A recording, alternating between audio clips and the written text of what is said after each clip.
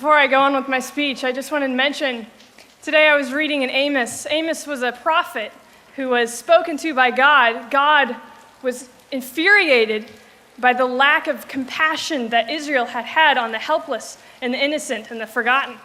And that was God's main problem with his people, is that they had forsaken the rejected. And he says to Amos, he says, "Let justice roll down like water." And I just thought that was so poetic, and that justice is rolling down, and that we are gathering together, and we are fighting for the justice of the unborn. So I'm just going to go ahead with my speech. It's been revised. Some statistics are different, but I hope it blesses you. Imagine you are a woman who lives in an impoverished village in rural India.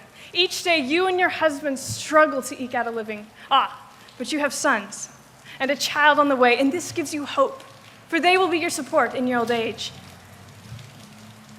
But one day you discover you're pregnant not with a boy, but a girl.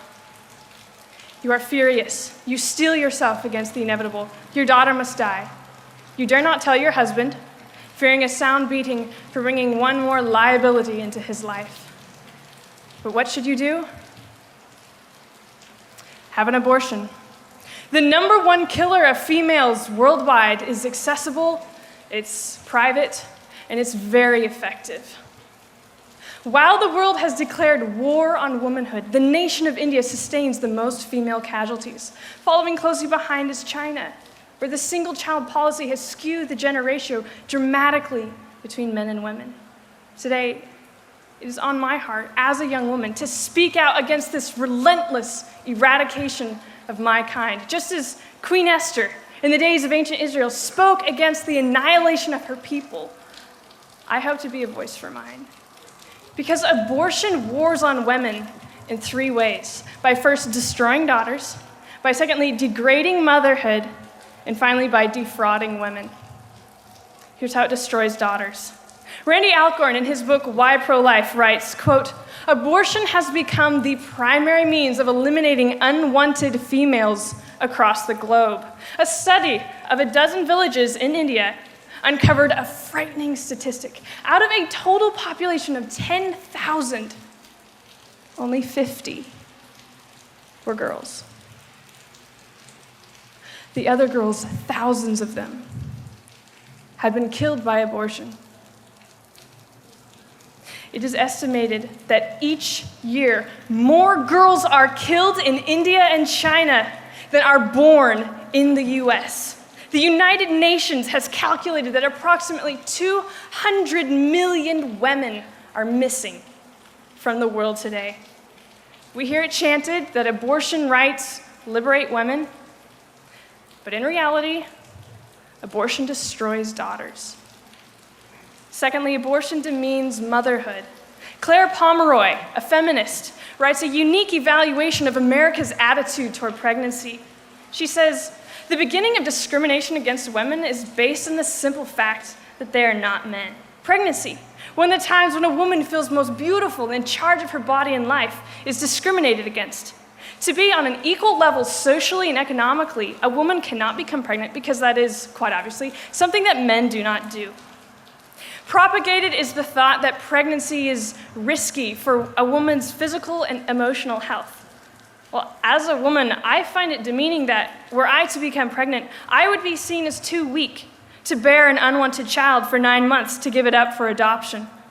Abortion is our prescribed solution for a pregnant woman to remain accepted and successful in our society. Abortion demeans the strength and dignity of motherhood. Finally, abortion defrauds women. Quote, "Abortion on demand liberates men who want sex without strings, promises, responsibility, or the rituals of romance," says the pro-life feminist Carolyn Gregero. So you see, the easy way out insurance of abortion protects men from unwanted fatherhood. With abortion as the most common medical procedure, we can see that men have been liberated to take advantage of the pleasures of procreation minus the consequences. No longer do we have honorable restraint, but rather a cheap degradation of what was meant to be beautiful, parenthood. And never before have rape, incest, and prostitution been so protected and equipped as they are now by Planned Parenthood and the abortion industry. Abortion defrauds women. It makes their bodies more expendable than ever before. Now, don't get me wrong. Abortion is only a tool. It's an effective weapon in the hand of a historic evil. People have been trashing the sanctity of human life for centuries. This is nothing new. The clincher is it has never been so easy, so clinical, and so acceptable as it is with fetal termination. But even if abortions were banned, the war would not be over. Abortion advocates chant that coat hangers will be used if safer methods are not legal. Gender-selective abortion, believe it or not, is illegal in India, but people have been finding ways to smother, strangle, and starve their daughters nonetheless. You see, misogyny, or the hatred of women, and the disdain for human life have and will persist, regardless of whether abortion is legal or not. The surest way to end the killing is to inflame the hearts and consciences of the people, to love what is right and to hate what is evil before making legislative reform. So while abortion is yet legal, we fight back in 3 ways. If the world is destroying their daughters, we cherish our daughters. I have a baby niece named Ember Felicity, and she's got these big blue eyes and this little puckered mouth, and oh, let me tell you, she is enchanting. She has a charm that is so unique from my 4 nephews, and I refuse to believe that she's in any way less valuable than they are. Secondly, if abortion degrades motherhood, we ought to revere motherhood. Tell an expecting mother she's beautiful. Encourage your sisters and daughters to become empowered wives and mothers.